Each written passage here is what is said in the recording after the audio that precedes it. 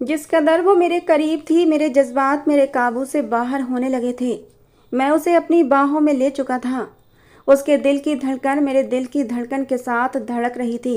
उसकी धड़कन मैं अपने कानों में सुन रहा था। बेखुदी से मेरी उंगलियां उसकी कमर पर हरकत करने लगी थीं।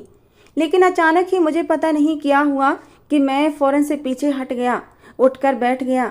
मेरी सांसें बुरी तरह चलने लगी थीं। मुझे एहसास हुआ कि मैं जो कर रहा हूँ वो गलत है। ऐसा नहीं था कि मैंने पहले कभी ऐसा नहीं किया था। ये भी नहीं था कि मैंने पहले कभी पाप न किया हो। मैं उसे किसी अच्छे इरादे से भी नहीं लाया था, लेकिन मैं उसके साथ पाप नहीं कर सकता था। मैं फौरन से उठकर बेड से नीचे उतर गया, अपना तकिया उठाने लगा कि तभी उसने मेरा हाथ पकड़ लिया था। मेरा दिल धक से रह गया था। मतलब वो जाग रही थी। कहने लगी, राजवीर कहाँ जा रहे हो? मैंने कहा, तुम ठीक नहीं हो। कहने लगी, इतनी भी ख़राब नहीं है मेरी तबीयत, प्लीज़ मेरे पास रहो, मुझे इस वक्त तुम्हारी ज़रूरत है। मुझे अपनी बाहों में समेट लो, शायद मेरे बेचैन दिल को सुकून आ जाए। मैं उसे कैसे समझाऊं कि मैं उसका कुछ भी नहीं हूँ। अगर वो मेरी असलियत जान जाती तो मेरे पास भी ना आती, बल्कि मुझसे नफरत करती।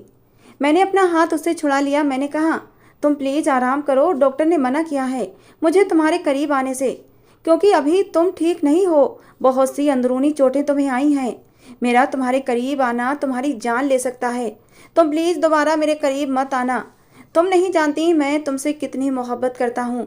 तुम्हें देखकर बेकाबू होने लगता हूँ। ऐसा ना हो कि अपनी मोहब्बत में तुम्हारी बीमारी को भी भूल जाऊं और तुम्हारे साथ वो सब कुछ कर लूं जिसके बाद तुम्हारी तबीयत बिगड़ जाए। मैं नहीं चाहता तुम्हें कुछ हो। मेरे मुंह में जो झूठ था मैं बोले जा रहा था ताकि वो मेरे करीब ना आए। कहने लगी, ऐसी कौन सी बीमारी हो गई मुझे? मैं एकदम ठीक हूँ। हाँ, सर में दर्द है, लेकिन तुम्हारी संगत पाकर वो भी ठीक हो जाएगा। मैंने कहा, तुम्हें बहुत सी अंदरूनी चोटें भी आई हैं, इसलिए कुछ महीने मैं तुम्हारे करीब नहीं आ सकता। अगर मैं तुम्हारे करीब आया तो तुम प्रेग्नेंट हो सकती हो, और तुम इस वक्त इस पोजीशन में नहीं हो कि कोई बच्चा पैदा कर सको। मुझे समझ नहीं आ रहा था कि मैं उसे क्या बहाना बनाऊं, और जब मुझे कुछ समझ ना आया तो मैंने प्रेग्नेंट होने वाली बात का बहाना बना दिया था। कुछ देर तक वो मेरी बात पर गौर करती रही, फिर मेरा हाथ छोड़ दिया। कहने लगी, अच्छा ठीक है। मैंने भी सुख का सांस लिया था। मैं अपनी बदलती हालत से बेहद परेशान था। मैं तो बहुत लापरवाह हुआ करता था, लेकिन पता नहीं क्यों इस लड़की की परवाह करने लगा था। उसके सर में जब दर्द की तेज लहर उठती और वो चीखने चिल्लाने लगती तो उसके दर्द को महसूस करके मेरी जान निकलने लगती थी। मैं दौड़ा भागा उसके पास आ जाता। कहती, मेरे सर में बहुत तेज दर्द हो रहा है, मुझसे ये दर्द बर्दाश्त नहीं होता। मैं फ़ौरन से उसे मेडिसिन देता, उसके सर को हल्के हल्के मसाज करने लगता और वो मुझे देखने लगती। आज भी तो ऐसा ही हुआ था। उसके सर में दर्द की तेज लहरें उठने लगी थीं, लेकिन इसी दौरान जो कुछ उसने कहा वो सुनकर मेरा दिल धड़कना भूल गया था। वो वही शब्द दोहरा रही थी जो उसने खिड़की से कूदने से पहले मुझसे कहे थे। कह रही थी, तुम एक घटिया मर्द हो, तुम जैसे मर्द कर ही क्या सकते हो? औरत को बर्बाद करके तुम अपनी मर्दानगी जताना चाहते हो। उसकी ये बातें सुनकर मैं फौरन उसके पास आया, उसे दोनों बाजुओं से पकड़कर झंझोड़ के रख दिया। एकदम ही वो चौंकी थी, जैसे किसी ट्रांस से निकली हो। मैंने कहा, क्या हुआ है तुम्हें? वो बहुत बदहवास थी, मुझे गौर से देखने लगी। मैंने कहा, ये किस तरह की बातें कर रही हो? क्या कोई मूवी देखी थी या तुम्हें किसी मूवी का सीन याद आया है? लेकिन मैंने जल्दी ही उसका ध्यान भटका दिया था। वो कमरे में इधर उधर देखने लगी। उसकी सांस बुरी तरह फूल रही थी। एकदम ही वो मेरे गले लग गई। कहने लगी, पता नहीं मुझे कभी कभी क्या हो जाता है, अब भी न जाने मुझे क्या हुआ था। मैं उसका सर सहलाने लगा। उसने मेरा हाथ अपने हाथों में लिया। कहने लगी, बस मेरे पास बैठे रहो।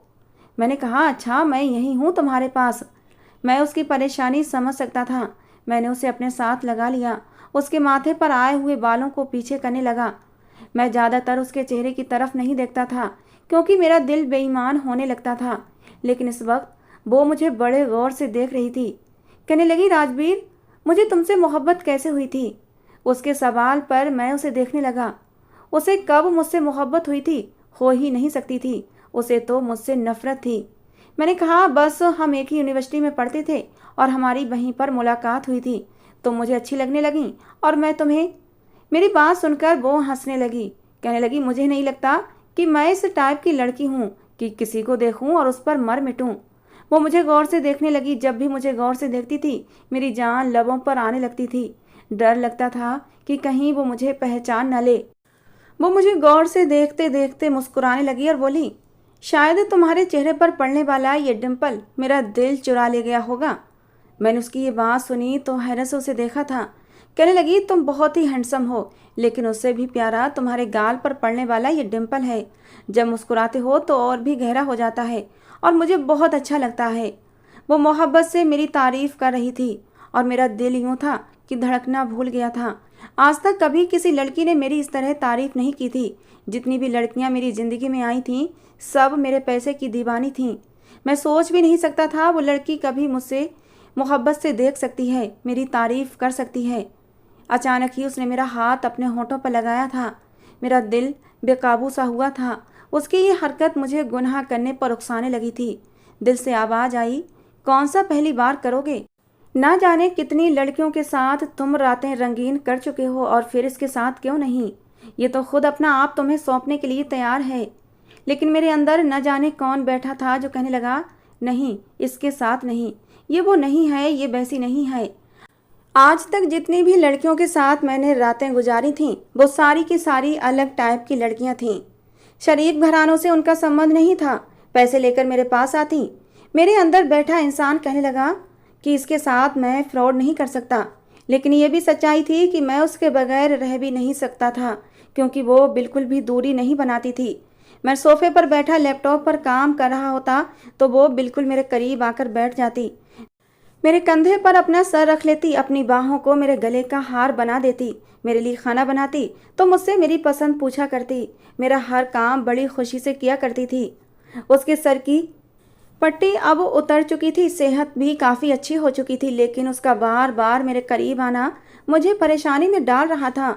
मेरे लिए बहुत मुश्किल हो गया था अब उसके बगैर रहना, लेकिन समझ नहीं पा रहा था कि इसका क्या हल निकालूं। उससे दूर रहना मेरे लिए बड़ी आजमाइश बनती जा रही थी। कोमल अब बहुत खुश रहने लगी थी। पूरा घर वो अपने हाथों से सजाती संवारती, ऐसे जैसे एक औरत अपने घर को सजाती है। एक बार कहने लगी, तुम काम क्या करते हो? मैं तो तुम्हें ज़्यादा कभी बाहर जाते हुए नहीं देखती। मैं ये नहीं जानती कि तुम करते क्या हो। मैंने कहा, मैं ऑनलाइन काम करता हूँ। कहने लगी, ऑनलाइन काम? मैंने कहा, सेल परचेज करने का। कहने लगी, फिर तो ठीक है। मैंने कहा, तुम क्यों पूछ रही हो? कहने लगी, पता नहीं क्यों, लेकिन राजवीर, मुझे कभी कभी अजीब सी आवाज़ें आती हैं।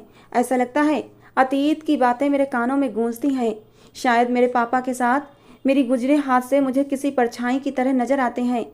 मेरे पापा ने मुझे कभी भी हराम का निवाला नहीं खिलाया। मैंने दाल चटनी से रोटी खाई, लेकिन कभी हराम की कमाई नहीं खाई। बस इसीलिए तुमसे पूछ रही हूँ, ताकि मुझे सुकून रहे कि मेरा पति जो कमाता है वो जायज़ है या नाजायज़। मैं तो उसकी बातें सुनकर हैरान हुआ था। मैंने तो इससे पहले कभी सोचा ही नहीं था कि ये जायज़ कमाई और नाजायज़ कमाई होती क्या है, लेकिन अब सोचने लगा था। कोमल मुझसे कहने लगी, कभी कभी मुझे धुंधला धुंधला सा याद आता है कि मेरी माँ मर चुकी थी। मैं रो रही थी। मेरे पापा की बातें भी याद आती हैं। कभी यूँ लगता है कि मैं बच्चों को पढ़ा रही हूँ, लेकिन फिर भी मुझे ये सारी बातें अच्छे से याद तो नहीं आती, लेकिन धुंधली धुंधली तो याद आती ही हैं। लेकिन तुमसे शादी की बात तो मुझे धुंधली धुंधली भी याद नहीं आती कि मेरी तुमसे कब शादी हुई, या कोई ऐसी परछाई बनकर मुझे याद नहीं आती कि मैंने कभी तुम्हारे साथ यूनिवर्सिटी में समय गुजारा है और तुमसे मोहब्बत का इजहार किया हो। उसकी ऐसी बातें मेरी जान निकालने लगती थीं। मैंने कहा, तुम भी कौन सी बातें लेकर बैठ जाती हो? मैं तुमसे मोहब्बत करता हूँ और तुम मुझसे मोहब्बत करती हो। क्या तुम्हें शक है मेरी मोहब्बत पर? मेरे सवाल पर वो चुप सी हो जाती। कहती, नहीं, मुझे पूरा भरोसा है तुम पर। एक बार मैं घर आया तो वो मंदिर में बैठी हुई थी, आंखें बंद करके हाथ जोड़कर भगवान से कुछ मांग रही थी। सादगी में उसका हुस्न कयामत ढा रहा था। मैं हर चीज़ से बेगाना होकर उसे बड़े प्यार से देखने लगा। न जाने वो भगवान से इतनी शिद्दत से क्या मांग रही थी। फिर मेरी तरफ देखा तो चेहरे की मुस्कुराहट गहरी हुई थी। कहने लगी, राजवीर, आज मैंने अपने भगवान से कुछ भी मांग लिया होता तो शायद मुझे मिल जाता, लेकिन मैं कुछ भी क्यों मांगती? मैंने तो सब कुछ मांग लिया है। मैं उसके पास आ गया। मैंने कहा, संजना, ऐसा क्या मांग लिया तुमने? कहने लगी, यही कि मेरा राजवीर हर वक्त मेरी आंखों के सामने रहे। और देखो, जैसे ही मैंने आंखें खोली तुम मेरे सामने हो। वो जितना मुझसे मोहब्बत का इजहार करती थी, मेरा दिल किसी कटी पतंग की तरह से उसका दीवाना होने लगा था। मैं उसे गौर से देखने लगा। उसका इजहार, उसकी मोहब्बत, उसका प्यार देखकर मैं अपने दिल को रोक नहीं पाता था। वो मेरे दिल में जिस मकाम पर जा बैठी थी, उससे ऊपर शायद कुछ भी न था। दुनिया में अगर मुझसे किसी से मोहब्बत हुई थी तो वो कोमल ही थी। अब 3 महीने गुजर गए थे। मैं उसे वहाँ की एक लेडी डॉक्टर से चेकअप भी करवा चुका था। अब उसके दर्द भी नहीं होता था। डॉक्टर कहने लगी, अब आपकी वाइफ बिल्कुल ठीक है, आप इन्हें घर लेकर जा सकते हैं। लेकिन मैं नहीं जानता था उसे अब तक मेरी वो बात याद है जो मैंने बहाना बनाने के लिए उसे कही थी। आज उसने ब्लैक कलर की साड़ी पहनी हुई थी, बाल भी खुले छोड़ रखे थे, तैयार भी काफ़ी अच्छे से हुई थी। मैं अपने कमरे में बैठा था जब वो दूसरे कमरे से तैयार होकर मेरे कमरे में आ गई। उस वक्त मेरे मुंह में सिगरेट दबा हुआ था, लेकिन उसे इतने हसीन रूप में देखकर तो मैं अपने होश ही खो बैठा था। मेरे मुंह से जलता हुआ सिगरेट कब जमीन पर गिरा मुझे पता ही नहीं चला। वो मेरे करीब आ गई। मैं उस वक्त अपनी रिवॉल्विंग चेयर पर बैठा हुआ था। वो बड़े हक से मेरी गोद में बैठ गई। मेरा दिल तो उछल कर हलक में आया था। कहने लगी, कैसी लग रही हूँ? मैंने कहा, अच्छी लग रही हो, लेकिन ये सब क्या है? कहने लगी, क्या है? कुछ भी तो नहीं है, बस मेरा दिल चाह रहा था तैयार होने को।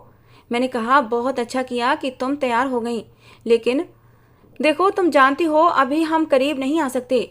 वो कहने लगी, अब तो लेडी डॉक्टर ने खुद कहा है कि मैं ठीक हूँ, और अब तो मेरी सारी मेडिसिन भी बंद कर दी गई हैं।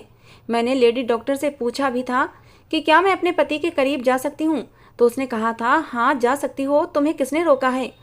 और इसीलिए राजवीर, तुम मुझे आज अपनी मोहब्बत से भिगो दो। मेरा दिल बहुत तड़प रहा है तुम्हारी मोहब्बत के लिए। उसकी बातों ने मेरे होश उड़ाए थे। मैंने फौरन से उसको खुद से पीछे किया था। वो मुझे अपना पति समझती थी और खुद को मेरी पत्नी, और इस रिश्ते के होते हुए ये सब बातें कहना उसके लिए जायज़ थी। लेकिन मैं क्या करता, मुझे पता था कि हम पति पत्नी नहीं हैं। वो खड़ी हो गई और गौर से मुझे देखने लगी। मैं खुद भी खड़ा हो गया था। अब मुझे समझ नहीं आ रहा था कि मैं कौन सा बहाना करूं। मैंने कहा, तुम समझ नहीं रही हो, अभी ऐसा मुमकिन नहीं है। कहने लगी, क्यों मुमकिन नहीं है राजवीर? क्या वाकई तुमने मुझसे लव मैरिज की थी? फिर अपनी आंखों से मोटे मोटे आंसू गिराने लगी। कहने लगी, मुझे ऐसा क्यों लगता है कि तुम मुझसे मोहब्बत नहीं करते, मुझसे कतराने लगे हो। वो गुस्से से ड्रेसिंग टेबल के सामने चली गई और अपने हाथों में पहनी चूड़ियाँ उतार कर टेबल पर फेंकने लगी। अपनी ज्वेलरी भी उतारने लगी, साथ ही साथ रो भी रही थी। मैं तो समझ नहीं पा रहा था इस सिचुएशन को कैसे संभालूं। मैं उसके पास आ गया। मैंने कहा, ये क्या कर रही हो? कहने लगी, नहीं, मैं समझ गई तुम्हें मुझसे मोहब्बत ही नहीं। मैं याददाश्त भूल गई हूँ। मेरे सर पर चोट आई थी, चेहरे पर और मेरे माथे पर 2 टाँके भी लगे थे। इसी वजह से शायद मेरे चेहरे पर अब वो पहले जैसी खूबसूरती नहीं रही, और इसीलिए मैं तुम्हें अच्छी नहीं लगती। ना जाने वो अपनी कौन कौन सी कमियां गिनवा रही थी जो मेरे लिए तो ना होने के बराबर थीं। मैंने कहा, संजना, ये बात नहीं है। कहने लगी, फिर क्या बात है, मुझे बताओ। अब मैं उसे क्या बताता कि कल को अगर तुम्हारी याददाश्त वापस आ गई और सच तुम्हारे सामने आ गया तो मैं क्या मुँह दिखाऊंगा तुम्हें? मैंने कहा, मैं नहीं बता सकता, मैं तुम्हें कुछ भी नहीं बता सकता। ये कहकर मैं कमरे से बाहर चला गया और दूसरे कमरे में जाकर दरवाज़ा बंद करके लॉक कर लिया। मैं उसका सामना नहीं करना चाहता था। आधी रात तक मैं सिगरेट पी पी कर गुजारता रहा। वो मेरे पास दोबारा नहीं आई थी। शायद वो रो रो कर सो चुकी थी, लेकिन मेरी रात बड़ी बेचैनी से गुजरी थी। उसका रोना भी मुझे कहाँ बर्दाश्त होता था। मैं ना चाहते हुए भी उससे इश्क कर बैठा था, उसको इज्जत देना चाहता था। कैसे उसे कहता कि मैं उसका कुछ भी नहीं लगता। मैं सोच रहा था कि उससे शादी कर लूँ तो वो क्या कहकर करूँ। वो कहेगी कि हम पहले से शादीशुदा हैं तो दोबारा से शादी क्यों करें। सुबह मैं जल्दी ही घर से बाहर निकल गया था। पूरा दिन मैं सड़कों पर यूं ही गाड़ी दौड़ाता रहा। यही सोच रहा था कि अब क्या करूं।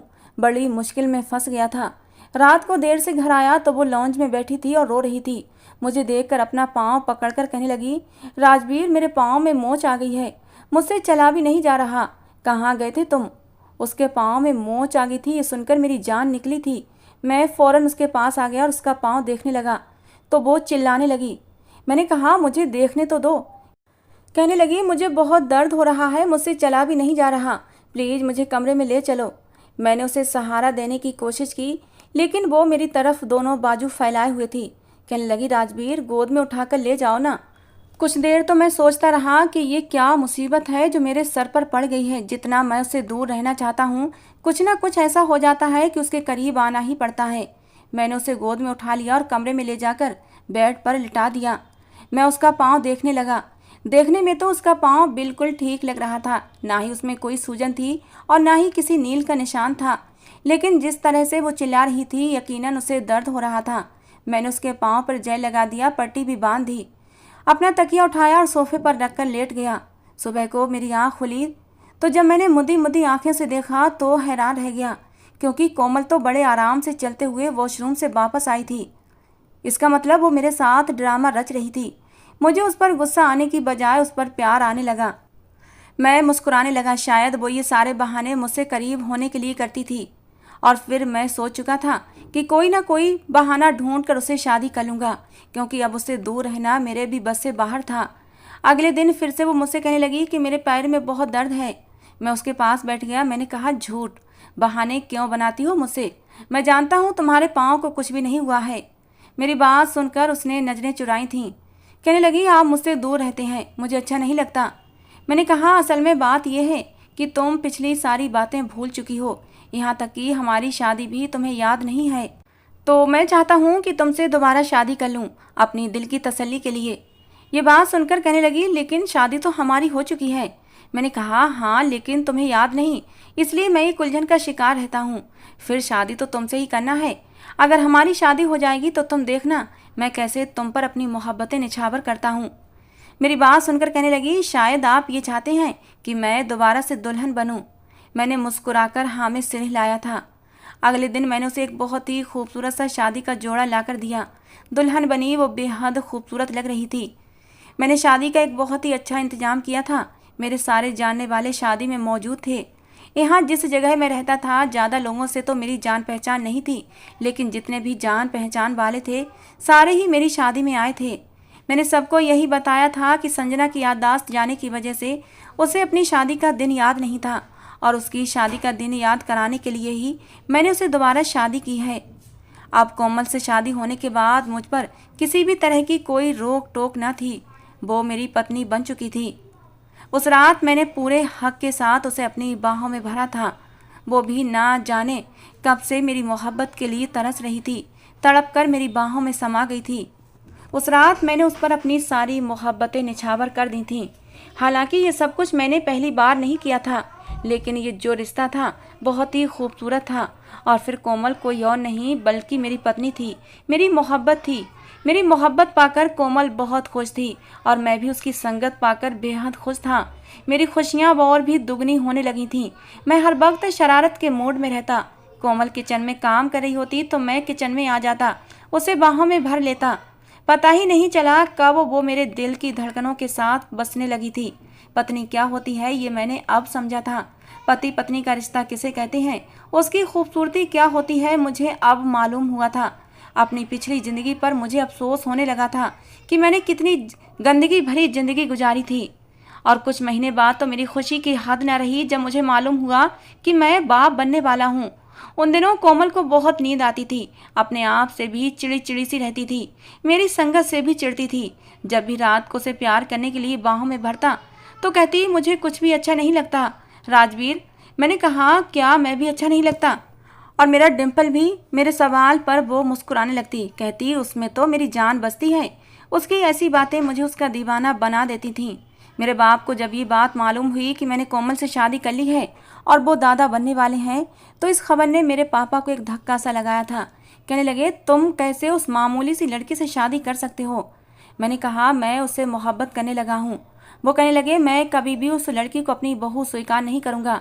मैंने अपने बाप से कहा कि अगर उसे स्वीकार करना चाहते हैं तो ये आपकी मर्जी है, लेकिन मैं उसे अपनी पत्नी स्वीकार कर चुका हूँ। वो कहने लगे, उसे वहीं छोड़कर वापस आ जाओ। मैंने तुम्हारा रिश्ता अपने दोस्त की बेटी से पक्का कर दिया है, जो कि एक बहुत ही बड़ा नेता है। मैंने कहा, मैं किसी से भी शादी नहीं करूँगा और मैं कोमल से शादी कर चुका हूँ। वो कहने लगे, शायद तुम भूल रहे हो कि वो तुम्हारे साथ तब तक है जब तक उसे उसका अतीत याद नहीं आ जाता। जैसे ही उसे उसका अतीत याद आएगा उस दिन वो तुम्हें छोड़कर चली जाएगी। मैंने कहा, ऐसा समय कभी नहीं आएगा। मैं कभी भी उसे इसकी याददाश्त वापस नहीं आने दूंगा। मेरे पापा बहुत गुस्से में थे, कहने लगे, तुम्हें अपनी जायदाद से बेदखल कर दूंगा।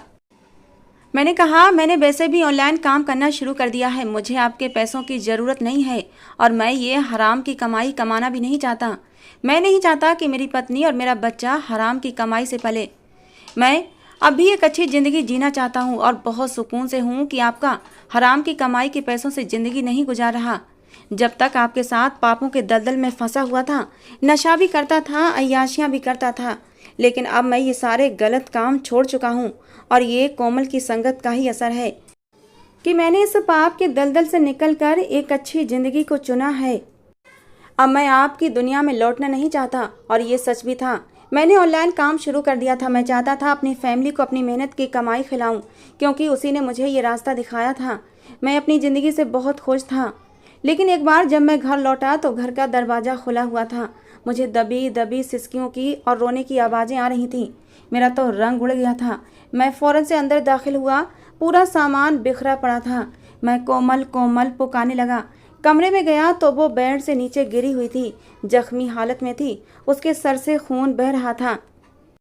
उसने अपना पेट भी पकड़ा हुआ था। मुझे देखते ही बेहोश हो गई। मैं उसे उठाकर फौरन अस्पताल भागा था। वहीं मुझे पता चला कि किसी ने मेरी पत्नी के पेट पर कुछ ऐसा मारा है कि मेरा बच्चा कोमल के पेट में ही मर चुका था। ये खबर मेरे लिए मौत से कम न थी। उसी वक्त मेरे बाप का फ़ोन आया। मैंने फ़ोन उठाया तो कहने लगे, कैसा लगा मेरा छोटा सा तोहफा। मैं ये सोच भी नहीं सकता था कि मेरा बाप इस हद तक गिर सकता है। मैंने कहा, डैड आपको शर्म ना आई ये सब करते हुए? आप जानते हैं कि मेरा बच्चा मर चुका है। वो कहने लगे, बहुत अच्छा हुआ। अगर तुम मेरी इकलौती औलाद होकर मेरे साथ ये सब कुछ कर सकते हो तो मैं भी कर सकता हूँ। मैंने कहा कि मैं फिर भी आपके पास कभी लौट कर नहीं आऊँगा। ये कहकर मैंने फ़ोन बंद कर दिया। कुछ देर बाद ही मुझे हॉस्पिटल के कमरे से चिल्लाने की आवाज़ें आने लगीं। वो आवाज़ कोमल की थी। मैं कमरे में गया तो वो मुझे देखकर घूरने लगी। मैं समझा शायद बच्चे के मरने का दुख है। मैं उसके पास आ गया। उसके पास बैठा तो वो एकदम पीछे हटी थी। कहने लगी, क्यों किया तुमने मेरे साथ ऐसा? बताओ, आखिर तुमने अपना बदला मुझसे ले ही लिया। मुझे बर्बाद कर दिया। क्यों मुझे बचाया? क्यों मरने नहीं दिया? मुझे नहीं जीनी ये ज़िंदगी। ये कहकर वो ज़ोर ज़ोर से चिल्लाने लगी। मैंने कहा, क्या हो गया है? कैसी बातें कर रही हो संजना? कहने लगी, कौन संजना? मैं संजना नहीं हूँ, मैं कोमल हूँ, कोमल। और तुम? ये कहकर उसने बड़े ही गुस्से से मुझे देखा था और फिर रोने लगी। अपना सर अपने दोनों हाथों में लेकर कहने लगी, ये नहीं हो सकता, तुम मेरे साथ ये नहीं कर सकते। शायद उसे सब कुछ याद आ गया था। वो रोने लगी, चिल्ला चिल्ला कर कहने लगी, तुम मेरे साथ ऐसा नहीं कर सकते। ये तुमने मेरे साथ क्या कर दिया? मैं उसके पास जाकर बैठ गया। दोनों हाथों से अपना सर पकड़े वो रो रही थी। मैंने कहा, कोमल प्लीज़ मेरी बात सुनो। मैंने उसका हाथ पकड़ना चाहा तो उसने मुझे पीछे धक्का दिया था। कहने लगी, खबरदार मुझे हाथ भी मत लगाना, मुझे छूना भी मत। मैंने कहा, क्या हो गया है तुम्हें? कहने लगी, तुम्हारी हिम्मत भी कैसे हुई मेरे करीब आने की? तुम्हारी हिम्मत कैसे हुई धोखे से मुझसे शादी करने की? तुम्हारी वजह से मैंने मौत को गले लगाया था, सिर्फ इसलिए कि तुम मुझे छू न सको। मैं इतनी नफरत करती हूँ तुमसे कि तुम्हारे छूने से अच्छी मौत लग रही थी मुझे, और तुमने मुझसे शादी कर ली। फिर उसने मेरा गिरेबान पकड़कर मुझे झंझोड़ कर रख दिया। कहने लगी, क्यों किया तुमने मेरे साथ ऐसा? क्यों की मुझसे शादी? मेरी याददाश्त चले जाने का तुमने फ़ायदा उठाया है।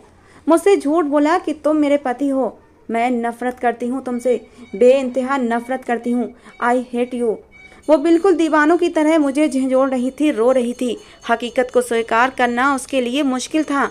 मैंने उसके दोनों हाथों से उसे पकड़ लिया। मैंने कहा, होश में आओ कोमल, तुम्हें क्या हो गया है? वो कहने लगी, होश में ही तो आ गई हूँ, और ये कड़वी हकीकत मेरे लिए मौत से भी बुरी है। काश कि मैं मर जाती। क्यों बचाया तुमने मुझे? मुझे अपने आप से भी घिन आ रही है। तुम्हारे साथ गुजरे लम्हों का सोचकर मुझे उस वक्त से नफरत हो रही है। मुझे तुमसे नफरत है देवांश मुखर्जी। तुमने मुझे मौत से भी बुरी सजा दी है। ये कहकर वो फूट फूट कर रोने लगी और बेहोश होकर वहीं गिर गई। वहां मौजूद नर्स मुझे हैरत से देख रही थी। मैं कमरे से बाहर निकलकर कुर्सी पर अपना सर पकड़कर बैठ गया। समझ नहीं पा रहा था कैसे समझाऊं उसे कि उसकी मोहब्बत ने मुझे बदल कर रख दिया है। मैं अब वैसा नहीं रहा। मैंने ये सोचा कि मुझे भगवान से मदद मांगनी चाहिए। कई साल बाद मैं भगवान के सामने हाथ जोड़े खड़ा था और अपने भगवान से मैं हाथ जोड़कर प्रार्थना कर रहा था कि मेरी कोमल को मेरी बात पर विश्वास आ जाए। मैं रो रहा था।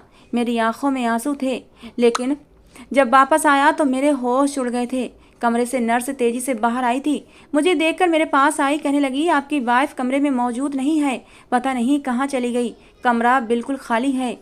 ये सुनकर मेरे होश उड़े थे। मैंने कहा, कैसे जा सकती है वो, आपका स्टाफ किधर था? मैं फ़ौरन से कमरे में गया, कमरा वाकई खाली था। मैं फ़ौरन से बाहर निकला, उसे अस्पताल में तलाश करने लगा, लेकिन वो मुझे कहीं भी नज़र न आई। हॉस्पिटल से बाहर आया, चौकीदार से पूछने लगा तो उसने बताया कि एक लड़की को मैंने 20 मिनट पहले यहाँ से बाहर जाते देखा था। ये सुनकर मैं परेशान हो गया था। उस वक्त बाहर सन्नाटे का राज था। मैं कोमल कोमल पुकारने लगा, लेकिन वो कहीं भी नज़र न आई। मौसम ठंडा था और मैं उसे ढूंढ रहा था, लेकिन वो मुझे मिल नहीं रही थी। उसका नाम चिल्ला चिल्ला कर मैं थक चुका था। थक हार कर मैं घर वापस आ गया। कुछ दिन पहले तक मेरा घर स्वर्ग की तरह महकता था, लेकिन अब वो खाली हो चुका था। कुछ दिन तक मैं कोमल को ढूंढता रहा, हर जगह तलाश किया, लेकिन वो मुझे नहीं मिली। मैं रोज़ भगवान के पास जाता, उससे अपनी कोमल को मांगता, और एक बार मुझे अदालत से तलाक का नोटिस मिला। ये देखकर मुझे अपनी आंखों पर विश्वास नहीं आया था। कोमल अपने घर पहुंच गई थी और उसने मुझसे तलाक मांगी थी। पहली पेशी पर जब मैं उसके पास खड़ा हुआ तो बड़ी नफरत से मुझे देख रही थी। उसकी कुछ ही दिन की जुदाई ने मुझे तोड़ कर रख दिया था, लेकिन वो मेरी जान की दुश्मन सामने कटघरे में खड़ी हुई मुझसे जिंदगी का नाता तोड़ना चाहती थी। उसका वकील मेरे सामने खड़ा मुझसे सवाल पूछने लगा कि आप मेरी क्लाइंट को अगवा करके अपने फ्लैट पर लेकर गए थे, क्यों? मैंने कहा, वकील साहब, ये बात बहुत पुरानी हो चुकी है, आपकी क्लाइंट अब मेरी बीवी है। वो कहने लगा, आपने कोमल जी से ज़बरदस्ती शादी की है। मैंने कहा, अपनी क्लाइंट से कहिए ये बात मेरी आंखों में आंखें डाल कर कह दे तो अपना जुर्म स्वीकार कर लूँगा। मेरी बात पर हल्की हल्की हंसी की आवाज़ अदालत में सुनाई दी थी। वकील कहने लगा, आपकी इस टाइप की बातों का क्या मतलब है? मैंने कहा कि मेरी आंखों में देखकर वो आपके रटे रटाए शब्द नहीं बोल पाएगी। इतना मुझे अपनी मोहब्बत पर विश्वास है। एक बार वो मुझे मेरी आंखों में देखकर कह दे कि मैंने उससे ज़बरदस्ती गन पॉइंट पर शादी की थी तो मैं मान जाऊंगा। कोमल सामने ही खड़ी थी, उसकी आंखें भी नम थीं। मुझे तीखी नज़रों से देखने लगी। कहने लगी, इस आदमी ने मेरी याददाश्त खो जाने का फ़ायदा उठाया था। इसने मुझसे झूठ बोला था कि ये मेरा पति है। मैंने कहा, जज साहब, मैंने ये झूठ बोला था कि मैं इसका पति हूँ, लेकिन मैंने इसका कोई फ़ायदा नहीं उठाया था। मैं ये बात कसम खाकर कह सकता हूँ। पूछे इसे, क्या मैंने इसके करीब आने की कोशिश की? क्या इस बीच मैंने इससे कोई भी रिश्ता बनाने की कोशिश की? क्या मैंने बिना शादी के इसके साथ कुछ भी गलत किया? और शादी भी हम दोनों की रजामंदी से हुई थी। मेरी ये बात सुनकर कोमल कहने लगी, ये झूठ है। मैंने कहा, क्या झूठ है? क्या तुम नहीं कहती थी कि मैं तुम्हें अच्छा लगता हूँ? मेरे गाल पर पड़ने वाला डिम्पल तुम्हारी जान ले लेता है। मैं जब मुस्कुराता हूँ तो तुम्हें और भी प्यारा लगता हूँ। बोलो, क्या नहीं कहा था तुमने ये सब कुछ? मेरी बात सुनकर सामने बैठे जज ने अपना चश्मा नीचे करके कोमल को देखा था, जो शर्म के मारे नजरें झुकाए लाल होते चेहरे से नीचे देख रही थी। वकील भी चुप था। मैंने सीधा कोमल से कहा, इधर देखो मेरी तरफ, और मेरी आंखों में देखकर कहो कि मुझसे मोहब्बत नहीं करती हो। वो मेरी तरफ देखने से घबरा रही थी। मैंने कहा, जज साहब, मुझे अपनी पत्नी से तलाक नहीं लेनी। मैं कोमल से अकेले में एक मुलाकात करना चाहता हूँ, और अगर उसके बाद भी वो मुझसे तलाक चाहती है तो मैं ऐतराज़ नहीं करूँगा। मेरी बात पर वो नर्वस हुई थी। कहने लगी, मुझे इनसे कोई भी मुलाकात नहीं करनी। मैंने कहा, क्यों नहीं? क्या तुम्हें इस बात का डर है कि कहीं मेरी आंखों में खो न जाओ? बेफिक्र रहो, अब भी तुम मेरी पत्नी हो, इसलिए सब जायज़ है। मेरी बात पर वो मुझे गुस्से से घूरने लगी। कहने लगी, मैं इतनी भी कमज़ोर नहीं हूँ कि अपने इरादे बदल लूँ। मैंने कहा, तो फिर एक मुलाकात का मौका दो मुझे, मेरी बात, मेरी मोहब्बत आजमाने दो। वो खामोश हो गई। जज साहब ने कहा, अगली पेशी से पहले आप मुलाकात करके आइएगा। अदालत का वक्त ख़त्म हो चुका था। जैसे ही वो अदालत के कमरे से बाहर निकली, मैं उसके पीछे आया था। वो अपने वकील के साथ थी। मैं तेज़ कदम चलाते हुए उसके बराबर पहुंच गया। मैंने कहा, कोमल, मेरी बात सुनो। कहने लगी, मुझे नहीं सुननी, बस मुझे तुम्हारे साथ नहीं रहना। मैंने कहा, एक मुलाकात की इजाज़त तो जज साहब ने भी दी है। बिना तुमसे अकेले में बात किए मैं तुम्हें कभी भी तलाक नहीं दूंगा। वो अदालत से बाहर निकली और रिक्शा रोकने लगी। जैसे ही रिक्शे पर बैठी, मैं भी उसके बराबर बैठ गया। कहने लगी, तुम जाओ यहाँ से, मुझे तुमसे कोई बात नहीं करनी। रिक्शे वाले को वो अपना एड्रेस समझाने लगी। मैंने कहा, बस एक बार मेरी बात सुन लो, बिना बात किए मैं तुम्हें कभी भी अपना फैसला नहीं सुनाऊंगा। कहने लगी, तुम्हारी इन झूठी बातों पर मुझे विश्वास नहीं है। कुछ ही देर में रिक्शा एक बिल्डिंग के सामने खड़ा हुआ था। वो रिक्शे वाले को किराया देकर अपने फ्लैट की सीढ़ियाँ चढ़ने लगी। मैं भी उसके पीछे ही था। फ्लैट का दरवाज़ा खोलते ही जैसे ही वो अंदर दाखिल हुई, मैं भी अंदर चला गया। उसने दरवाज़ा बंद किया। वो सामने लॉन्ज के सोफे पर बैठ गई। कहने लगी, कहो क्या कहना चाहते हो। नज़रें उसकी अब भी झुकी हुई थीं। मैं बिल्कुल उसके बराबर में बैठ गया। मैंने कहा, कोमल इधर देखो मेरी तरफ। वो नामे सिर हिलाने लगी। मैंने कहा, क्यों? क्या तुम्हें मेरी आंखों में खो जाने का डर है? ये डर है देखोगी तो मुझसे अलग होना मुश्किल हो जाएगा। मेरी बात सुनकर उसकी आंखों से आंसू बहने लगे थे। मैंने कहा, तुम्हें अंदाजा है कि तुम मुझसे क्या मांग रही हो? उम्र भर की जुदाई। मुझे मेरी मोहब्बत की इतनी बड़ी सज़ा मत दो कोमल। बेशक मैं गलत था, लेकिन अब नहीं हूँ। अपने आप को तुम्हारी खातिर बदल कर रख दिया है। मैंने अपने बाप तक को छोड़ दिया है, उनकी जायदाद को लात मार दी है। तो मैं बहुत चाहता हूँ। ये कहते हुए मैंने अपने दोनों हाथों में उसका चेहरा थाम लिया था, उसके आंसू साफ किए। वो मेरा हाथ पीछे करने लगी, कहने लगी, मुझे नहीं रहना तुम्हारे साथ। मैंने कहा, इधर देखो मेरी तरफ। उसने रोई रोई आंखों से मेरी तरफ देखा था। आंखें मेरी भी नम थीं। मैंने कहा, बस एक बात का जवाब सच सच दे दो, दूसरा कोई सवाल नहीं करूँगा। वो मेरी आंखों में देख रही थी। मैंने कहा, क्या रह लोगी मेरे बगैर? बोलते बोलते मेरी आंखों से आंसू मेरे गालों पर फिसल आए थे।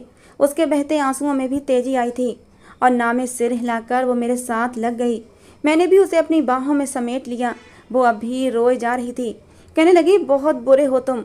I hate you. मैं नफरत करती हूँ तुमसे। सुन रहे हो ना देवांश मुखर्जी, तुमसे नफरत करती हूँ मैं, लेकिन बस तुम्हारे बगैर रह नहीं सकती। ये कहकर वो फूट फूट कर रोने लगी। मैंने कहा, तो फिर इतना बड़ा फैसला कर लिया?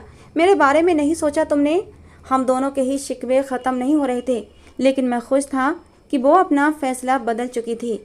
दोस्तों, कहानी कैसी लगी ज़रूर बताना। पसंद आई हो तो प्लीज़ लाइक करना। रोज़ एक नई कहानी सुनने के लिए हमारे चैनल को भी सब्सक्राइब करना। कहानी को पूरा अंत तक सुनने के लिए आप लोगों का बहुत बहुत धन्यवाद। दोस्तों, मिलते हैं अगली किसी नई कहानी के साथ।